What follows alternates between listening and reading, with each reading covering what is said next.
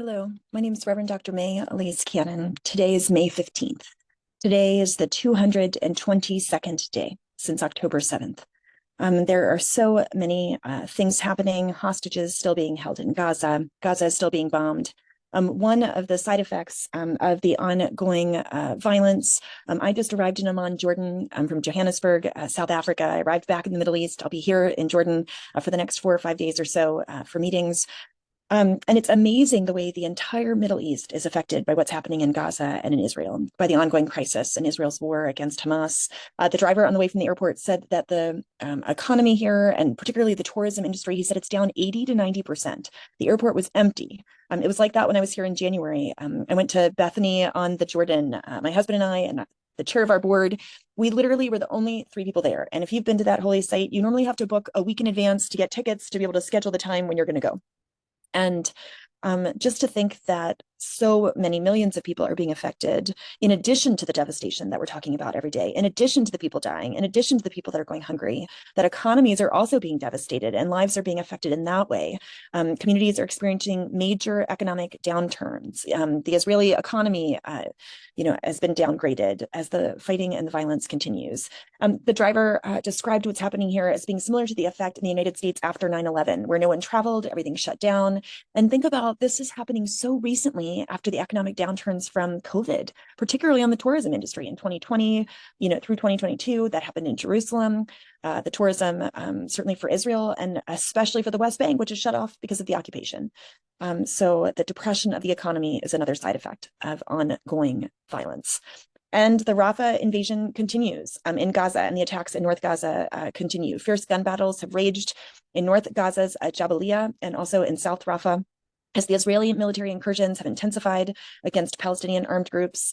Hamas and Israel's army both claim significant enemy casualties. Gaza's death toll is now 35,233 people killed since October 7th and 79,141 people wounded.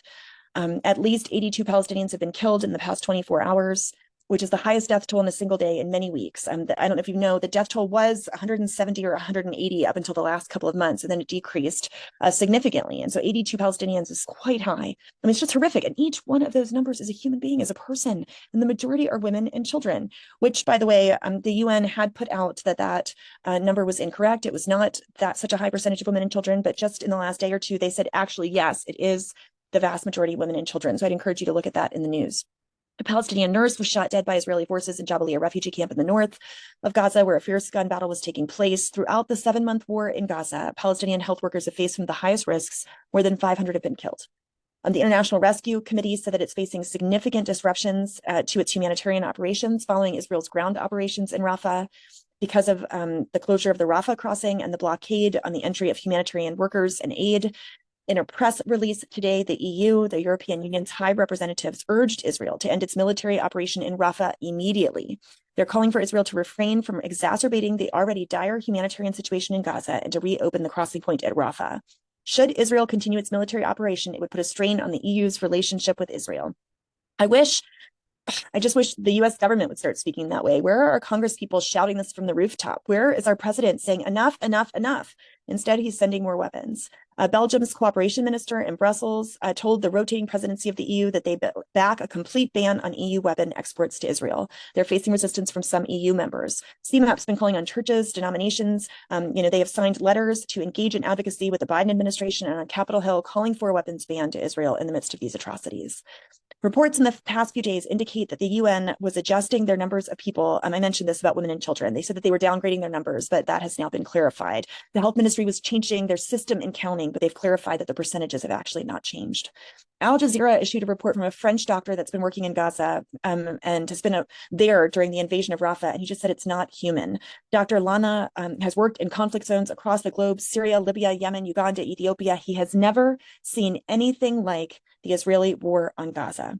Yesterday, Israeli forces seized, this was when they closed the border, the only escape for Palestinians from the war, the entry point at Rafah. This is another injustice. It is just not human, he said. That was an interview with Al Jazeera. He was evacuated from the European Gaza hospital in Khan Yunis. The Israeli army said 60 rockets were fired from Lebanon in a barrage towards North Israel. Minor damage was caused. Hezbollah claimed responsibility. They said it was in response to the assassination in Tyre of a senior field commander. Hezbollah also not only claimed responsibility, but they also said that they hit an army base in Biranit, the Biranit army base on the northern border of Lebanon. Hezbollah also announced that their Secretary General Nasrallah met with senior Hamas officials to discuss the progress of the war. U.S. support of Israel is unwavering. That was communicated very clearly by President Biden in a letter for Israel's independence yesterday, as indicated by the ongoing weapons and billions of dollars of aid being sent. The weapons are being sent with virtually no interruption. It was noted $1 billion of weapons was just given the go-ahead. This was pretty much a U-turn from him saying we're going to put a hold on weapons, or at least some weapons, if you invade Rafah. It's being reported that's because of the pro-Israel lobby, hardline Christian groups, and criticism from the Republican Party. Reports are saying the election clock is ticking. Gershon Baskin, the Middle East director for International Communities Organization and a former hostage negotiator, said that. President Biden said he would veto a bill on Israel's security assistance if Congress passes it. According to the White House, saying the bill seeks to limit the president's discretion to ensure that the delivery of certain defense articles and services aligns with the U.S. foreign policy objectives. I wish it would align with U.S. law, President Biden. That's what I wish. That's what I wish. Sorry, I'm really tired. I hear that people won't listen to you if you sound disgusted, and that's how I'm feeling at the moment, so I apologize. But I'm disgusted. The latest weapons package, $1 billion. It includes tank rounds, mortars, and armored tactical vehicles. These are the things that are being used to invade Rafah. These are the things that are being used to kill children.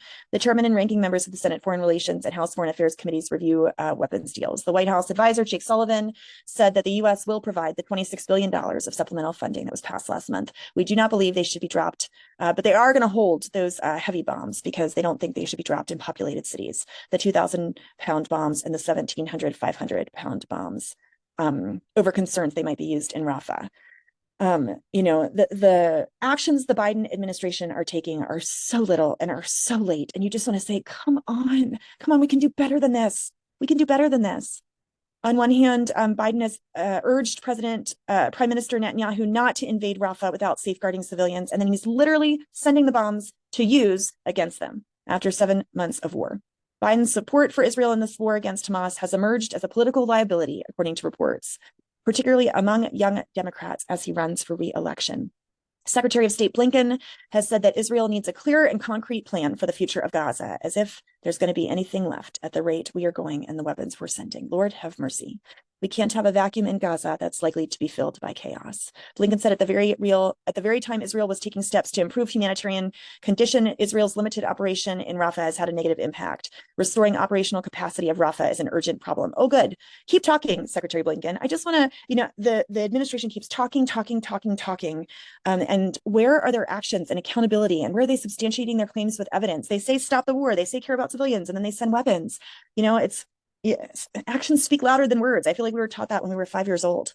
Prime Minister Netanyahu announced that he intends to advance the ultra-Orthodox conscription bill with the Israeli Defense Forces. He was criticized heavily by others. The move by Netanyahu would buy him time via the court, and allow him to pressure Gantz into supporting a bill the National Unity leader himself had proposed, but that was sharply criticized. So this is a pretty big deal. Ultra-Orthodox historically have been supported by the state of Israel. They've not been required to serve in the military. This bill would make it a requirement.